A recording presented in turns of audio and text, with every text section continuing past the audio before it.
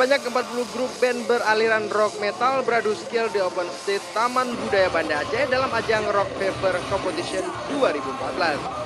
Di ajang festival musik rock kali ini, panitia akan memilih the best player seperti drummer, gitaris, basis, dan pemain keyboard terbaik.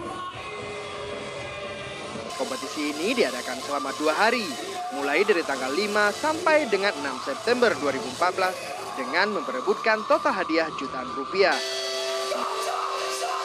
Grup band ini menunjukkan bakatnya dalam memainkan musik rock.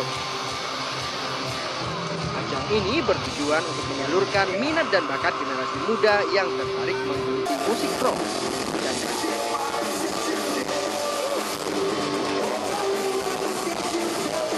Aceh, Taufik Lana melaporkan untuk Aceh Video.